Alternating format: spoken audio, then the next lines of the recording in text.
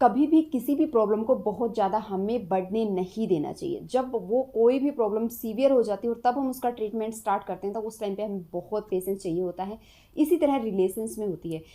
कुछ लाइंस मैं आपको बताना चाहती हूँ कि अगर आपके झुकने से आपके रिश्ते बेहतर हो जाते हैं तो झुक जाइए।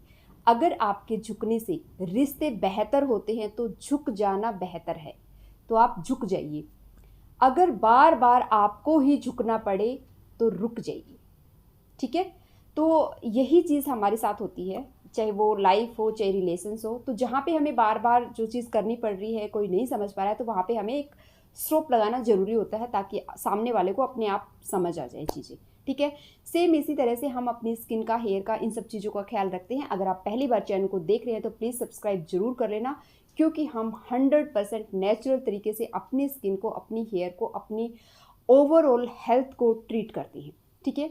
तो आज हम बात करने वाले थे अपने हेयर्स के बारे में। जैसे कि आप जानते हैं, हेयर्स जैसे जैसे वेदर चेंज होता है ना, तो हमारी स्किन पे, हमारी हेल्थ पे, हमारी हेयर्स पे इसका बहुत ज़्यादा इफेक्ट पड़ता है। और आजकल बाल इतने गिर रहे हैं ना, बीच में तो मुझे ऐसे लगने लगा था कि बस गंजे हो जाएंगे। जैसे जैसे ऐसे किया, और बाल कोम कर रहे हैं तो निकल रहे हैं, बाल शैम्पू कर रहे हैं तो निकल रहे हैं, ऑयलिंग कर रहे हैं तो निकल रहे हैं, और वो भी पूरा रूट से।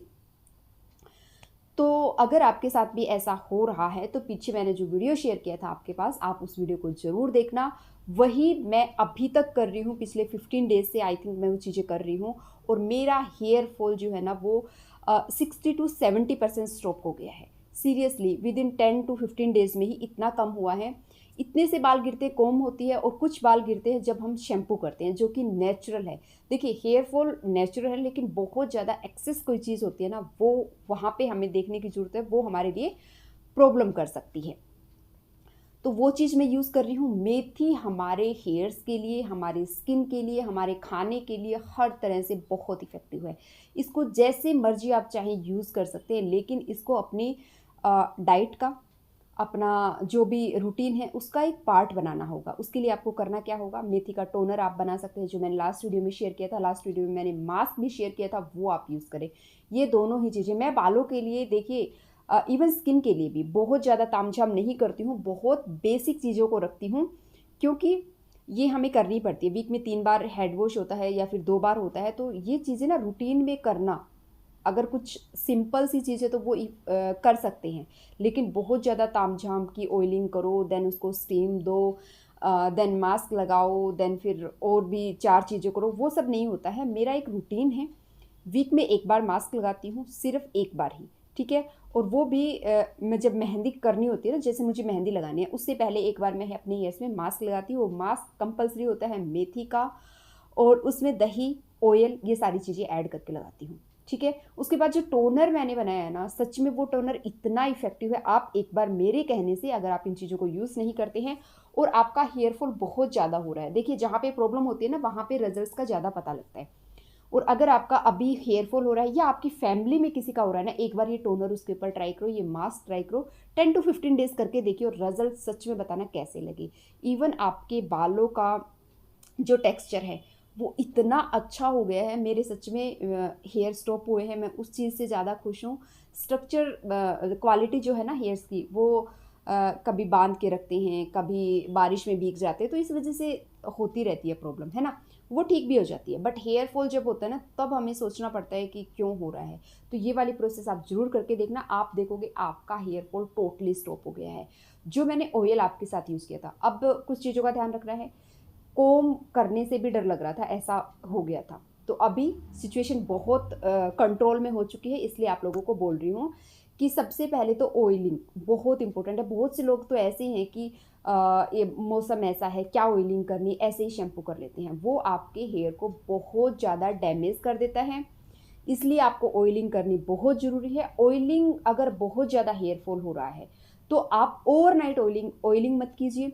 बहुत ज़्यादा रगड़ के मसाज मत कीजिए। मसाज करनी है, जोर भी लगाना है, लेकिन बहुत ज़्यादा नहीं लगाना है। ठीक है। या फिर हल्के हल्के हाथों से, बस इस तरह से हल्का हल्का हल्का हल्का करके आप छोड़ सकते हैं। ठीक है। और ओवरनाइट नहीं रखना है। आप मॉर्निंग में उठिए, अपने हेयर्स में ऑयल लगाइए, 1 घंटा, 2 घंटा, 3 घंटा, 4 घंटा, जितनी देर आप रहना चाहते हैं उसको रख सकते हैं। उसके बाद अपने हेयर्स को वॉश कर लीजिए। कोई भी अपने हेयर्स को ड्राई करने के लिए, क्योंकि अभी वेदर मानसून चल रहा है तो बहुत ज़्यादा बारिश हो रही है, बाल नहीं सूख रहे हैं, तो वो एक अलग रीज़न है कि हल्का सा आप ड्राई कर ले। लेकिन अगर बहुत ज़्यादा हेयर फॉल हो रहा है तो कोशिश करें कि किसी भी तरह का हेयर स्टाइल करने से बचें, हीट अपने बालों को देने से आपको बचना है। बहुत बार मैंने शेयर किया है कि ठंडे पानी से अपने हेयर्स को वॉश करना चाहिए, लेकिन अभी मैं देख रही हूँ कि जो एक नॉर्मल टेम्परेचर का पानी होता है, ना बहुत ज़्यादा ठंडा ना बहुत ज़्यादा गर्म, ऐसे पानी से अपने हेयर्स को वॉश करें। एक तो अच्छे से क्लीनिंग होती है और उसके साथ साथ मुझे काफ़ी अच्छा फील हुआ है। आप भी इस चीज़ को करके एक बार देख सकते हैं। तो ऑयलिंग हो गई। ऑयलिंग कैस्ट्रोल ऑयल बहुत अच्छा रोल प्ले कर रहा है, लेकिन ये थिक कितना होता है इसलिए मैं इसमें ऑलिव ऑयल ऐड किया था। आप चाहें तो कोई भी ऑयल, जिस ऑयल के लिए आप कंफर्टेबल हैं, वो इसमें एक ऑयल यूज़ कर सकते हैं कैस्ट्रोल ऑयल में, क्योंकि इतना अरंडी का जो तेल होता है वो इतना थिक होता है, बिल्कुल हनी के जैसा।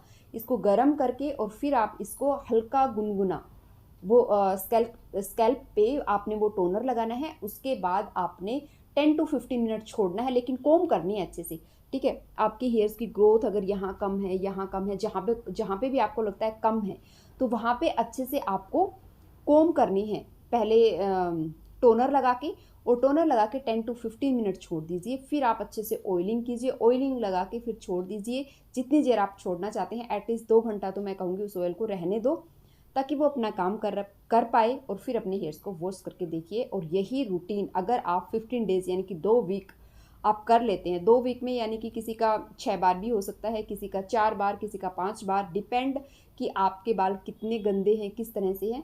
तो इतने टाइम में आपका हेयर फॉल कंट्रोल होगा, और आपके जो भी हेयर का टेक्सचर है ना, अगर वो रफ़ है, ड्राई है, डैमेज है, बहुत ज़्यादा उड़े उड़े से रहते हैं, उसके ऊपर भी कंट्रोल होगा और बहुत अच्छी आपकी हेयर की ग्रोथ होगी। सीरियसली बहुत सिंपल मैं चीज़ों को रखती हूँ, क्योंकि डे टू डे लाइफ में इतना सारा तामझाम एज़ यू नो कि ना मैं स्किन के लिए करती हूँ ना मैं हेयर्स के लिए करती हूँ, ठीक है। तो बिल्कुल सिंपल रखती हूँ।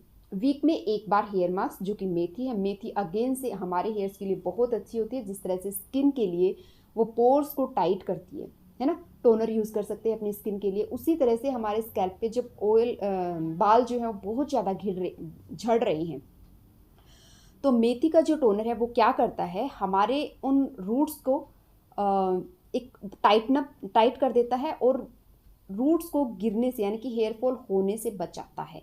जब हमारे रूट्स जो है ना वो मजबूत हो जाएंगे तो वैसे ही बाल गिरने बंद हो जाते हैं। तो ये हमारे हेयर्स के लिए बहुत अच्छा काम करती है। ऑल टाइम फेवरेट है मेरा ये टोनर मैंने अभी कुछ दिनों से यूज़ किया है, लेकिन ये मास्क जो है मेथी का, ये मैं बहुत टाइम से यूज़ कर रही हूँ। जब भी मुझे लगता है ना कि मेरे हेयर्स में कुछ प्रॉब्लम स्टार्ट होगी तो मैं ये मेथी वाला मास्क स्टार्ट कर देती हूँ। आप इसमें दही ऐड कर सकते हैं, नहीं तो इसको एज इट इज़ लगा सकते हैं। मेथी को भिगो के पेस्ट करके और थोड़ा सा उसमें ऑयल ऐड करके अपने हेयर्स में लगा सकते हैं, नहीं तो आप दही ऐड कर सकते हैं, क्योंकि दही अगेन हमारे हेयर्स के लिए बहुत अच्छी होती है। वो भी हमारे हेयर्स की क्वालिटी को और बेटर करती है, ठीक है। तो इस तरह से नेचुरल चीज़ें कीजिए, बजाय कि आप स्पा जाके वहाँ कुछ अपने बालों को हीट दें और ज़्यादा प्रॉब्लम हो। एकदम से स्टॉप हो जाएंगे वहाँ पे आपके बाल, लेकिन बाद में 15 to 20 डेज़ के बाद आपको जो रिजल्ट्स मिलेंगे ना, तब पता लगेगा कि आपके गुच्छे के गुच्छे गिर रहे हैं।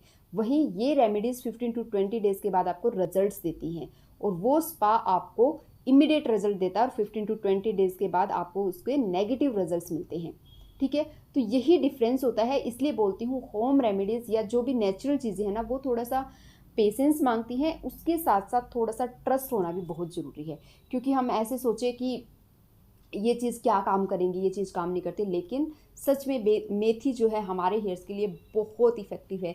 स्किन पे इवन मैंने उसको बहुत कम यूज़ किया है, मैं उसको ज़्यादातर अपने हेयर्स के लिए यूज़ करती हूँ। और आप भी इसको जरूर ट्राई करना। जहाँ प्रॉब्लम होती है ना, उन लोगों को पता लगेगा कि आपके हेयर्स में क्या डिफरेंस हुआ। अगर आपके फैमिली में किसी को है तो प्लीज़ उनको ये सजेस्ट कीजिए कि उनका हेयर फॉल रुकता है कि नहीं, तभी आपका ट्रस्ट बनेगा। जहाँ प्रॉब्लम होती है और जब आपको रिजल्ट्स मिलते हैं तब आपको समझ आएगा कि हाँ ये चीज़ें काम करती हैं। ज़रूरी नहीं है हर चीज़ के लिए हमें पार्लर भागना, ठीक है।